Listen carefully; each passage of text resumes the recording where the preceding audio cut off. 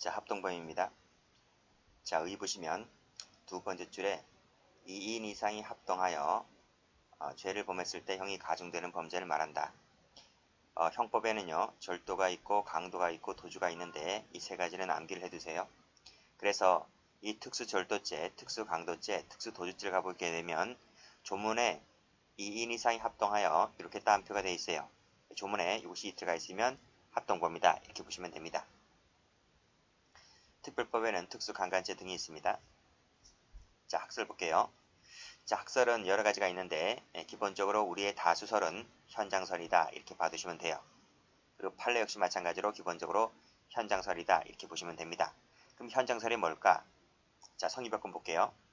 자, 공동실행의 의사가 있어야 되고 공동실행행위가 있어야 되고 이 두 가지가 구비가 되면 뭐가 되죠? 이 두 가지가 구비가 되면 공동정범이 돼버리죠. 그쵸? 근데 현장설에 따랐을 때는 하나가 더 있어야 됩니다. 가담자의 현장집합이라고 하는 것이 있을 때 이 세 가지가 구비가 되었을 때 뭐가 돼요? 합동범위 되는 거예요. 자, 노트 펴볼까요? 노트 76페이지를 펴보시게 되면 자, 보세요.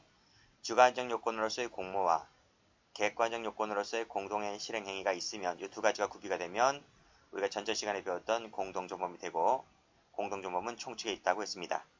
그런데 여기에 이 3번이라고 하는 현장성을 추가하잖아요. 현장성을 추가하게 되면 이 세 가지가 구비가 되었을 때 지금 방금 보았던 요 합동범이 돼요. 합동범이 된다. 그래서 절도나 강도나 이 도주죄를 가보게 되면 요 두 가지 주관적 요건, 객관적 요건 외에 이 현장성이 구비가 되었을 때 절도, 강도, 도주가 됩니다. 아시겠죠? 그럼 차이가 뭐냐 이거예요. 총칙에 나와 있는 공동정범과 각칙에 나와 있는 합동범의 차이가 뭐냐? 자, 지금부터 필기합니다. 자, 총칙 나와 있죠? 얘를 적으세요. EX 얘를 적으시고 자, 절도죄의 공동정범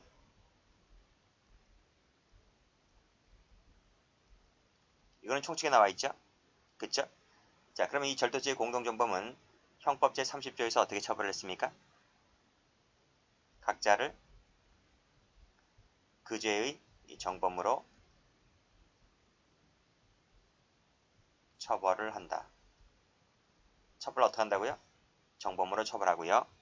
정범형으로 처벌하면 되는 것이기 때문에 각각 절도죄를 처벌받게 되는 거예요. 자, 그러면 밑에 3번 현장성을 구비를 하게 되면 그 예로서 뭐가 돼요?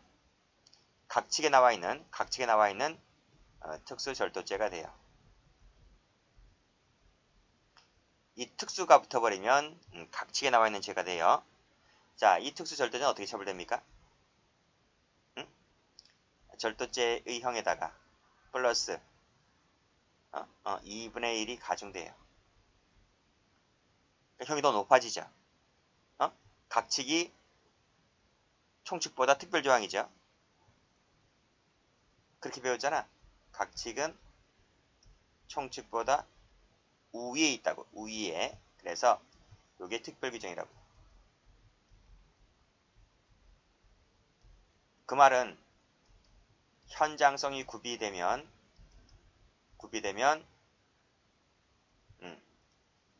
각칙이 적용된다. 즉 특수절도죄가 적용되어서 절도죄에다가 2분의 1 가중 처벌시킵니다. 자, 근데 현장성이 구비가 안 되잖아요. 구비가 안 돼서 1번하고 2번 주관적 요건이 객관적 요건만 구비가 되잖아요. 그러면 총칙으로 옵니다. 총칙으로 와서 그냥 절도죄의 형으로 처벌되는 거예요. 무슨 말인지 아시겠죠? 각칙형이 더 높습니다. 그래서 우리 판례를 보게 되면 요 밑에가 판례인데요. 몇 개 안 돼요. 가까운 곳에 대기를 했다. 국도상에서 대기를 했다. 절도 현장에서 400m 떨어진 곳에 있었다. 강간 현장에서 100m 떨어진 곳에 있었다. 이 네 가지 경우에 있어서 이 네 가지 모두 다 현장성을 인정을 해요. 현장성을 인정을 해서 특수절도, 특수강간 이것을 인정하게 됩니다. 그러면 형이 2분의 1 가중되는 거예요. 무슨 말인지 아시겠죠? 근데 이것이 이 400m, 100m가 무조건 현장성이 인정된다. 이렇게 단정할 수 없어요. 판례는 사안들마다 어떤 건 된다 하고 어떤 건 되지 않는다 그래요. 아시겠죠? 그래서 이 특수 현장성을 갖추었느냐 이 여부가 특수 절도가 되냐 아니면 절도죄의 공동정범이 되냐를 판단하는 잣대가 바로 뭐다? 현장성이다. 이렇게 봐주시면 되겠습니다. 자, 교재 한번 와볼까요? 자, 일단은 알아두세요. 현장설에 따랐을 때는 이 세 가지가 모두 다 인정이 되어야 한다. 특히 마지막에 현장집합이라고 하는 것이 반드시 인정되었을 때 특수 절도가 된다. 이런 말이죠. 자, 됐고. 자, 밑에 건 몰라도 됩니다. 뒤 다 나오니까요. 자, 밑에 판례 한번 볼까요? 합동범이 되려면, 그쵸? 특수 절도가 되려면 그런 말이죠. 주관적 요건, 객관 요건이 있어야 되고 뭐가 하나 더 있어야 돼요? 마지막에 나와 있죠? 마지막에 협동관계, 협동동그라미 치시고 요것이 있을 때 특수 절도가 된다. 이런 말이죠. 됐죠? 자, 밑에 뭐 각주에 나와 있는 학설들은 읽어보시기 바랍니다. 자, 다음 페이지. 자, 동생집 절도 사건 별표 쳐보시고 그게 제일 중요하죠? 그것만 잘 보시면 되겠네요. 자, 판례 보겠습니다. 판례 1번 보시게 되면 특수절도죄가 되려면 특수절도죄가 붙었으니까 뭐죠? 합동범위죠. 주관적 요건, 계획관련 요건 밑에 시간적, 장소적으로 협동관계에 있음을 요한다. 협동 동그라미 치시고 협동이 있을 때 특수절도가 되는 거예요. 자, 올라갑니다. 갑과 을은 을의 동생 집에서 절도할 것을 공모했다. 이게 말이 돼? 형이란 놈이? 그쵸? 그럼 동생은 어디 갔을까요? 동생은 제주도로 신혼여행 갔어요. 그러니까 제주도에 신혼여행 간 틈을 타서 그러면 혼수가 다 와 있을 거 아니겠습니까? 형이란 놈이 친구를 데려다가 이 동생 집에 들어가서 혼수를 다 훔쳐오기로 했던 거예요. 을이 동생 집에 들어가 절도를 하는 동안 갑은 그 집에서 가까운 곳에서 대기를 하였다.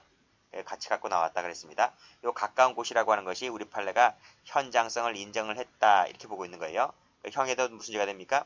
특수절도죄가 되는 거죠. 자, 밑에 판결로지 가보시게 되면 빨간색으로 가까운 거 동그라미 치시고 빨간색으로 이게 바로 뭡니까? 1번에서 보는 현장성을 갖췄다는 거예요. 그래서 밑에 나와있지? 협동관계에 있었다는 말은 특수절도죄를 인정을 했다라고 보시면 될 것 같아요. 자, 옆에다가 CF, 밑에다가 CF. 일반 경찰 시험에 나온 적이 있었는데요. 이렇게 하면 틀려요. 이때 갑의 죄책은요. 절도죄의 공동정범이다. 이렇게 출제가 된 적이 있었어요. 틀려요. 뭐다? 특수절도죄다 하는 거예요. 아시겠죠? 자, 밑에 판례. 갑이 차를 운전하여 을병을 절도 현장 부근까지 태워주고 자신의 부근에서 대기하고 있다가 그쵸? 쭉 읽어보시면 그 밑에 보시게 되면 절도 현장에서 400m 떨어진 곳에서 대기를 하였다 그랬습니다. 그쵸? 언제? 400m 떨어진 거 400m 동그라미 치시고 빨간색으로 그랬을 때 밑에 줄 갑은 을병과 실행행위를 분담하고 공모하고 위 을병의 절도 행위 장소 부근에서 대기하였다. 이 장소 부근이라고 하는 것이 바로 뭐예요? 400m라는 겁니다. 장소 부근 동그라미 치시고 됐습니까? 밑에 협동관계 있다고 보는 것이기 때문에 답이 뭐가 됩니까? 특수절도죄가 되는 거죠. 자, 밑에 황소절도 사건도 마찬가지죠. 빨간색으로 국도상에서 대기하였다. 그쵸? 국도상에서 대기하는 것도 현장성을 갖췄다고 하기 때문에 이놈도 똑같이 특수절도죄를 인정했습니다. 자, 됐죠? 자, 풍호 저수지 사건 볼까요? 판결유지 똑같아요. 특수강간죄가 되려면 그쵸? 합동범위죠. 주관적 요건 이것은 형법상의 범죄가 아닙니다. 형법상에는 절도, 강도, 도주죄 세 개밖에 없다 그랬어요. 이 특수강간죄는요. 성폭력 처벌법 특별법에 나와 있는 겁니다. 주관적 요건, 계획관련 요건, 마지막에 협동관계가 있음을 요한다. 그쵸? 자, 밑에 보시게 되면 2번에 나와 있죠. 빨간색으로 100m 이내 거리 동그라미 치시고 요 거리가 바로 협동관계에 있다. 협동관계에 있다 라고 보았습니다. 그래서 요 죄를 인정했는데 여러분들이 판결지만 알아두시면 될 것 같아요. 100m 이내는 협동관계를 인정했다. 근데 제가 읽는 지금부터는 참고적으로 봐두시면 될 것 같아요. 어떤 사건인지.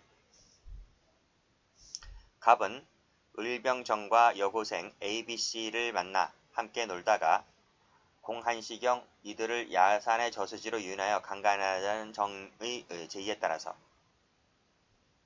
이게 밤중이네요. 밤중에 저수지에 도착을 하였다. 자, 함께 트럭에서 내린 다음 100m가량 떨어진 벤치로 가서 앉아 있다가 자, 갑은 C에게 잠시 이야기하자고 하면서 트럭으로 데려가서 강간하였고 을은 B를 30m가량 떨어진 다른 벤치로 가서 반항을 억압한 다음에 간음하여 상해를 입게 하였고 병은 A를 집에 데려다 주겠다면서 트럭으로 데려가서 강간을 하였는데 미수에 그치고 말았고 정은 망을 보았다 그랬습니다. 이때 갑을병정의 죄책은 하는 거예요. 자, 여기서 요 그림 한번 볼게요.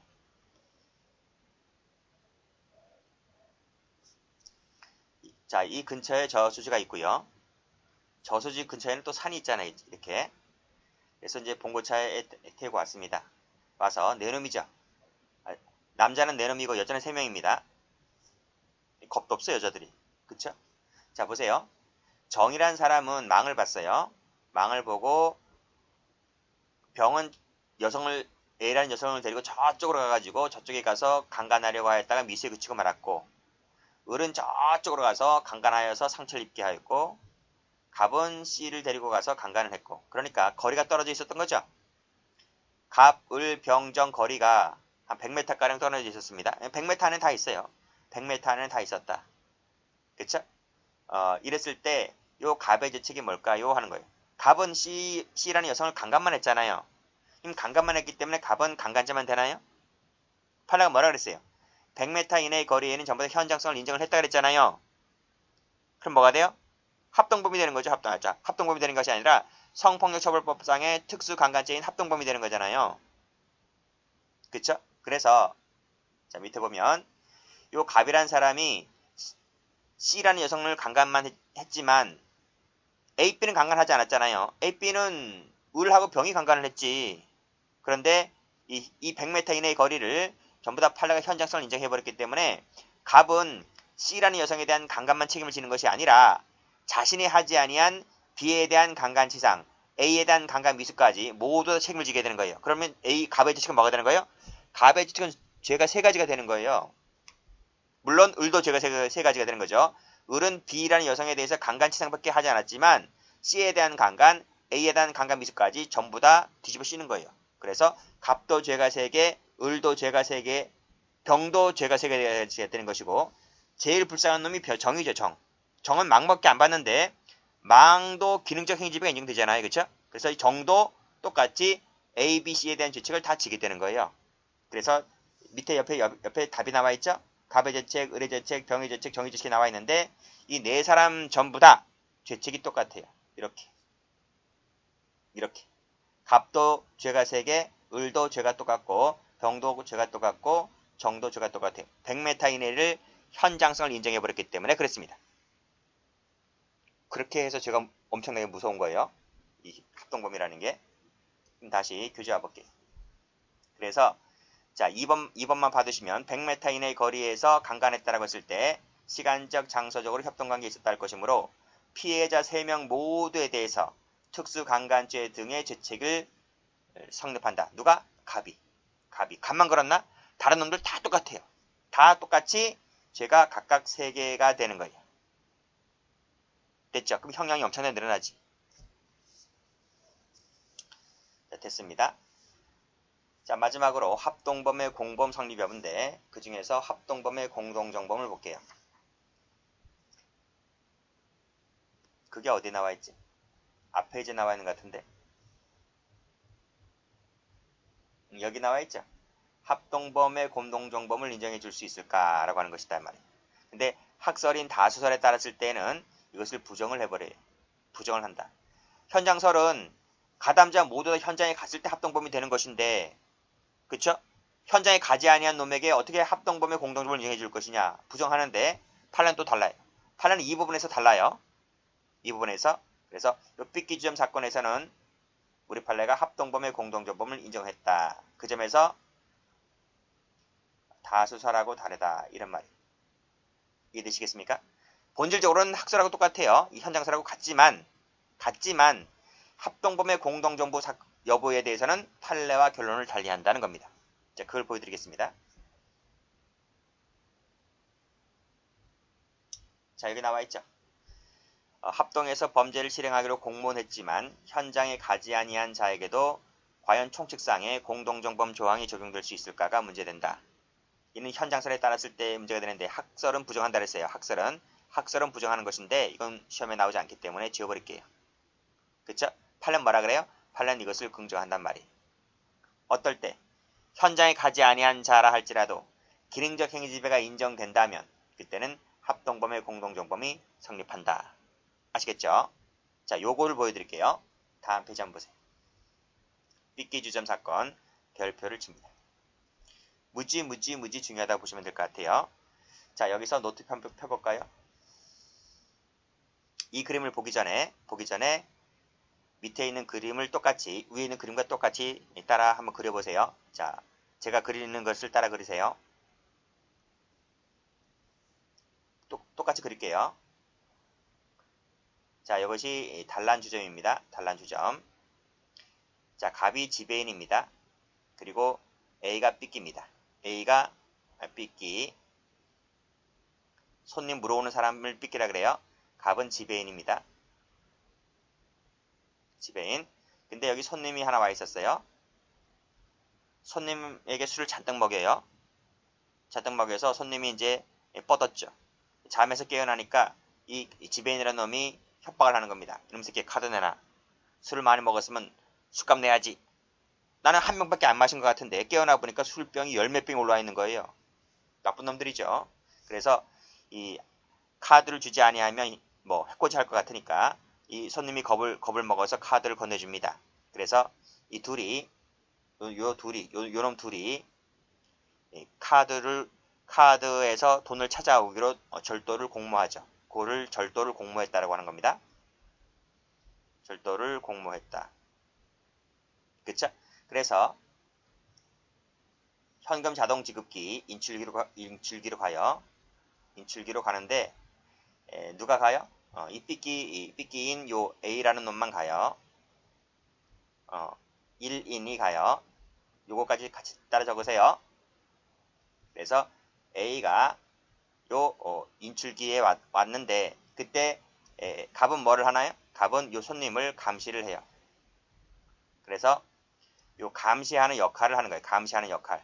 이 지배인이 노는 게 아니잖아요. 노는 것이 아니라 손님을 감시하고 있다니까요. 그러니까 나름대로 역할을 하고 있는 거예요. 뭐라고 있어요? 기능적 행위 지배를 하고 있는 거예요.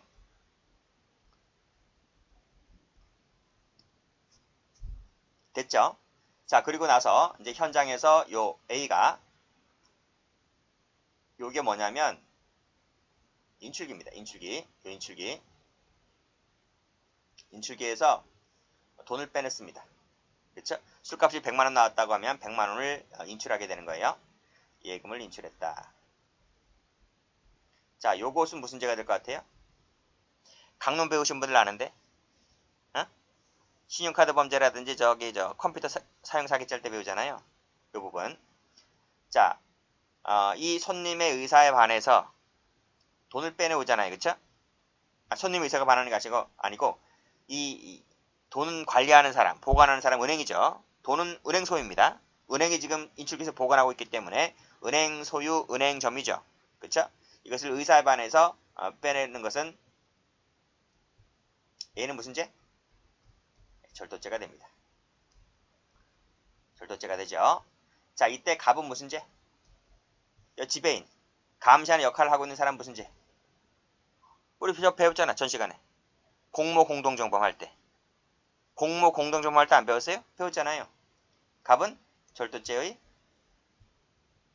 공모란 말을 써도 되고 안 써도 됩니다. 공모 공동정범이다. 그쵸? 그러니까 A가 절도가 되면 갑도 똑같이 절도죄가 되고 그 죄의 공동정범이다. 이런 말이. 그러면 이 두 가지를 비교해 보세요. 자, 손님이 왔어요. 술에다 뭘 탔는지 술 먹고 뻗었어요. 깨어나 보니까 술병이 수십 병 올라와 있어요. 돈은 으로요. 나 그렇게 안 먹었는데 하니까 막 해코지해요. 그러면서 겁을 주니까 손님이 겁을 먹어서 카드를 건네주게 되죠. 그래서 이 지배인이란 놈이 이 삐끼들 두 놈, 삐끼 여기서 두 명입니다. 두 명. 두 명한테 야, 돈 찾아와! 그래서 시켰습니다. 셋이 절도를 공모했어요. 절도하기로 공모를 했다. 그래서 이 삐끼 둘이 인출기에 가죠. 삐끼 둘이 갑니다. 현장에 몇 명 가요? 현장에? 돈을 빼내오는 절도 현장에 몇 명이 가? 2명 이상이 가게 되는 거죠. 그래서 이 두 놈이 인출기에서 돈을 이렇게 빼냈어요. 자, 무슨 죄? 현장에 둘이 갔다고. 특수절도죄. 2인 이상이 합동하여 돈을 훔쳐오는 거니까 특수절도죄가 되죠. 그때 이 현장 말고 주점에서 감시하고 하는 역할을 하는 이 지배인, 이 지배인도 놀고 있는 게 아니잖아요. 이 감시하는 역할을 하고 있잖아요. 이게 뭔데? 기능적 행위 지배를 하고 있다. 감시하는 나름대로의 역할을 하고 있다. 기능적 행위 지배를 하고 있다는 거예요. 이 지배인은 무슨 죄가 돼? 이 지배인은 똑같아요. 특수절도죄가 되고 그 다음에 공동정범이 된다. 정확히 말씀드리면 공모 공동정범이죠. 그쵸? 합동범. 특수절도가 뭐야? 합동범의 공동정범이 된다. 다시 한번 교재 가보세요. 판례 뭐라 그래요? 여기서 합동해서 범죄를 실행하기로 공모는 했지만 현장에 가지 않는 그 지배인에게 총칙상의 공동정범 규정안이 적용될 수 있을까? 판례가 뭐라 그래? 현장에 가지 않았다 할지라도 기능적 행위 지배가 인정된다면 합동범의 공동정범이 된다. 이해되시겠죠? 자, 그래서 원위치 한번 해보면 자, 판결유지 보세요. 1번부터 보세요. 세 번째 줄 끊어보세요. 그럼 뭐라 나와요? 자, 2인 이상이 합동절도 범행을 공모했지만 파란색으로 한 놈만 갔을 때에는 합동절도가 성립할 여지가 없잖아요. 그게 어디에서 나왔어요? 노트에서 제가 밑에 있는 2번 그림 말한 거 아니? 2번 그림이지. 현장에 한 놈 갔잖아요. 한 놈만 갔는데 무슨 특수절도가 돼요? 단순절도지. 그래서 합동절도가 성립할 여지가 없단 말이에요. 그렇지만 세 놈 이상이 공모를 해서 적어도 두 놈 이상이 가면 돼요. 그럼 두 놈 이상이 훔치면 뭐가 돼요? 이 두 놈은 특수절도가 되잖아요. 그쵸? 그랬을 때 여기 절도 현장 실행행위를 직접 분담하지 아니한 다른 범인은 누군데? 이 삐끼잖아. 삐끼 말고 지배인 갑이 좀 뭐예요? 이놈에 대해서도 정범성의 표지를 갖추었다고 인정된다면 말이 어렵지. 이게 뭔데? 가로고 이퀄 기능적 행위 지배를 하고 있다면 그놈에게도 여기 말하고 있는 합동절도의 공동정범이다. 이런 말이에요. 이 합동절도가 뭔데? 여기서는 특수절도죄. 그쵸? 자, 그래서 사실공개 보세요. 삐끼 주점 지배인 갑은 제가 찾아봤어요. 진짜 삐끼 주점인지. 진짜 간판 이름이 삐끼 주점이요. 간판 이름이 삐끼 주점이라고요. 지배인 갑은 손님으로부터 카드를 강취하고 비밀번호를 알아낸 후 갑은 주점 내에서 뭘 했대요? 감시하는 역할을 지금 분담하고 있잖아요. 놀고 있는 게 아니죠. 자, 삐끼 두 놈이 현동 작업기에서 현금 500만 원을 인출했다. 이게 뭐예요? 이게 특수절도죄. 이때 감시하고 있는 갑은 뭐가 돼요? 특수절도죄의 공모 공동정범. 근데 공모는 생략이 가능하다 그랬어요? 그렇게 됩니다. 자, 1번은 무지무지 잘 나왔어요. 1번은. 근데 2번도 나온 적이 있는데 2번은 그다지 잘 나오지 않는데 필기만 해드릴게요. 마지막 줄에 합동절도에서도 공동정범, 교사범, 종범의 구별 기준은 일반 원칙에 따라야 하고 이게 무슨 말이에요? 공동정범과 교사범, 종범의 구별 기준은 뭘 갖고 따져요? 앞에서 했잖아요. 일반 이론에서. 행위지배. 행위지배서를 안 했어요? 행위지배서. 행위지배가 있으면 정범이고 행위지배가 없으면 공범이다 하지 않았어요? 그거 따지래요. 그러면 공동정범은 무슨 행위지배가 있어요? 기능적 행위지배지. 기능적 행위지배. 그래서 범죄 현장에 가지 않은 그 범인도 공동정범이 될 수 있다고. 뭐가 있으면, 이 사람에게도 뭐가 있으면, 그래, 기능적 행위지배가 있다면, 이게 있다면 공동정범이 된다고요. 반대로 상황에 따라서 장소적으로 협동한 범인도 방조만 했을 때에는, 방조만 했다는 것이 무슨 말이야? 기능적 행위지배가 없다면 그 말이에요. 그러면 종범밖에 안 되는 거지. 이해되시겠어요? 자, 봐두시고. 이거 판례가 나온 지가 98년도에 나왔습니다. 20년이 넘었습니다. 20년 동안 얼마나 많이 출제가 되었겠어요? 엄청나게 출제가 됐지. 근데 한 10년 전에 2011년도에 비슷한 판례가 나왔습니다. 이 판례도 출제가 잘 되죠. 별표. 자, 볼게요. 자, 갑은 피고인에게 절도를 하자고 제의하였다. 그러자 피고인은 아는 후배의 을을 갑에게 소개시켜 주었고 면장갑과 쇼핑백을 구입하여 을에게 건네주었다. 피고인은 갑과 을이 A회사 사무일 금고에서 현금 535만원을 절취하여 나올 때까지, 지금 이 두 놈은 뭐예요? 이 두 놈이 535만원을 절취했으니까 이 두 놈은 뭐가 되는데? 특수절도죄가 되죠. 이때 피고인은 100m 떨어진 곳에서 기다리고 있었다. 기다리고 있었다고요. 그리고 나서 왔지? 오고 난 다음에 3분의 1씩 나눠 가졌다. 이때 100m 떨어진 곳에 있었던 이 갑의 주칙이 뭘까요? 하는 거예요. 뭐하고 비슷해? 삐끼하고 비슷하지 않나? 위의 사건하고. 그쵸? 자, 판결문제 한번 가볼게요. 자, 을하고 병이 현장에 가서 훔쳤죠? 그쵸? 을병 무슨 죄? 특수절도죄. 그쵸? 요때 피고인이, 옆에 피고인 나와있지? 자, 100m 떨어진 곳에서 망을 보고 있었다는 것입니다. 근데 이 100m 떨어진 곳에서는 이것은 현장성이 인정되지 않아요. 현장성이 인정되면 이 피고인도 똑같이 특수절도, 세 놈이 전부 다 특수절도가 되는 거야.